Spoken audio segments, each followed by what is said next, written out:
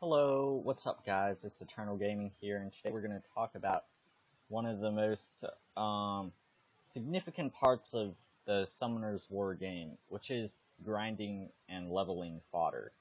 Now, basically, you just spend your gems on a double XP from the shop, and then you grind into scenario mode, and within the double XP time, you're just going to try to grind as much XP as you can. So today we're going to talk about how to most efficiently be able to farm XP.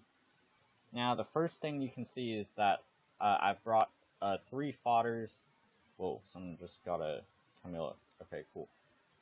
So 3 fodders and, 3 monsters that I'm leveling up and 1 fast farmer. And basically means that it can solo the entire stage. Generally, you want a really fast farmer like my Lucian. He can clear this in around a minute, which basically means that I can just go through this, get 3,600 XP, and continuously farm this scenario. Now, basically, your goal is to be able to 6-star some monsters, or make enough fodder to start 6-starring your monsters. And generally, you want to do your double XP pretty often. I'd say it's the most useful way to spend your crystals. Okay, so let's start from the beginning. When you're a player who's just starting out, and I'll just farm some scenario in the background. When you're a player that's just starting out, you want to 6-star your fodder farmer first. Everyone says that, but what's the best fodder farmer? There's a lot of fodder farmers that you could possibly use. A lot of Nat 5s that do damage can be good fodder farmers. For example, Perna, Camilla. Lucian is one of the best fodder farmers. He can do hit any hell really fast if he has a couple decent runes. Another fast fodder farmer would be Lapis, which you can get from some kind of reward that you do, and it's basically a free monster. It could be a good fodder farmer for lower level players, but only for lower level players at this point. And another fast fodder farmer is Rauk, the Fire Ngami. Yeah, he can easily farm, I think, Tamor stage 3 if he has good enough like Rage Blade or Violent Blade rings. Definitely consider one of these as your fodder farmer if you're a lower level player who's just starting to 6-star your first monster or your second monster. So yeah, once you transition from buying, like, say, your first few premium packs into actually double XPs for leveling your good monsters, assuming you have a couple Nat 4s that you want to level up, or just the basic monsters that are farmable, then you want to find a scenario mode that's correct for you. Like, for me, Lucian in Hideni 5 is really good in terms of speed and the XP gain. It's awesome. Rauk in Tamor 3, you can do like Camilla, Lapis in Paimon Hell, number 1, and always farm the Hell modes. So yeah. Now, I think that basically finishes up the guide for beginner players, so let's move on to higher level, maybe your fighter 3, maybe you have 5, 10, 6 stars. At this point, you still might not be sure what really is the best way to fodder farm, since there's so many ways to do it. Well, basically, you want to use your crystals that you get, not on summons anymore. You don't want to summon, because that's really just going to give you a lot of natural 3s, which you don't need. But instead, you want to spend your energy on something in the shop called the recharge energy, the energy refills, which are 30 crystals for, and at this point you're level 40, you'll have a really high amount of energy to restore, probably around 80. Now that's going to be really useful for you in the later part of the game, because you're going to be just farming scenario, trying to make as many of the 6 stars as you can, using your fodder farmers such as Lucian to level up your monsters. So for the late game players, I'd say that is definitely something you want to consider, just saving all your crystals on double XP and refills. there's an event that's going on right now, and it could apply to later events, but this event is basically the Power Stone event, and it basically allows you to power up your runes easily. I have 103 right now from just constant farming. Oh, I forgot to do this energy collection thing. So if you're watching this during the event, make sure you do that every day. Yeah, this is a great way to do the double XP and knock two birds out with one stone.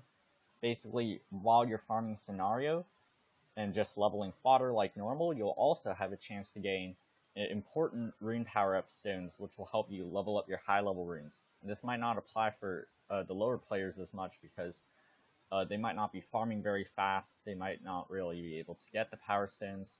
And another thing for lower level players, you could also farm, I was talking about which scenario is the best to farm, you could farm things like Haideni hard. It could be really like not as much XP gain, but it will be fast. And if you're looking for speed, like you don't have tons of time to just sit around on your device, that would be a great idea to farm on the hard modes for lower level players. Okay, so back to the late game. Basically, you want to try to have the runes on your farmer that can quickly clear the scenario. Like if, and most of you probably already know this, not from anyone just telling you, but like if the speed on your farmer is a little bit lower than the opponent, like if you're farming Faimon Hell with a Water Chimera maybe, and your speed is maybe just 5 lower than the Hellhounds, then you're going to waste a lot of time and you're going to take a lot more damage just from the fact that you're not going first and using your skills to take out the Hellhounds with your high amounts of damage. So consider speed when you're considering runes for your fodder farmer. So yeah, we've covered energy, we've covered double XP. Oh, always buy the 3-day double XP if you have the time to use it. It's only 200 crystals, which is basically you're getting a free day of double XP. So even if you can't use an entire day of double XP, it's still the same effect as having a 1-day double XP in terms of pricing. So always go for the 3-day if you have the opportunity to play for at least 2 days.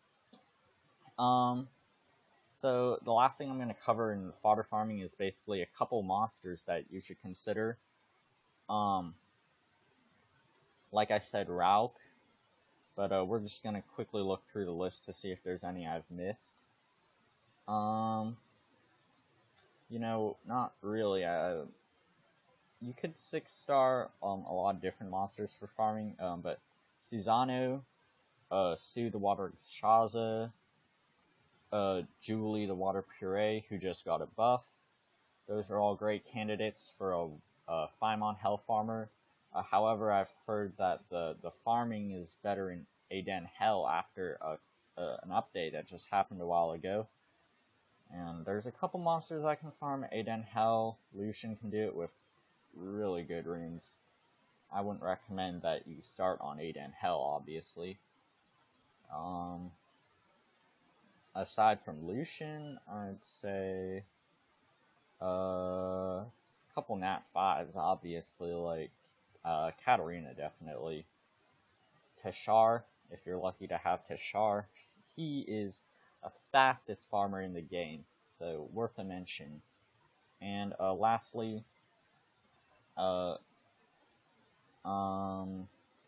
gonna take a look at Lapis, which is also like, well, we're not gonna take a look, but Lapis is just like great for farming if you're needing a farmer. Maybe you haven't been lucky enough to pull a couple Nat 4. She has an attack power lead, which is HP leech skill. Oh, and one more thing about farmers, like if you're building a monster mainly for farming, you want vampire.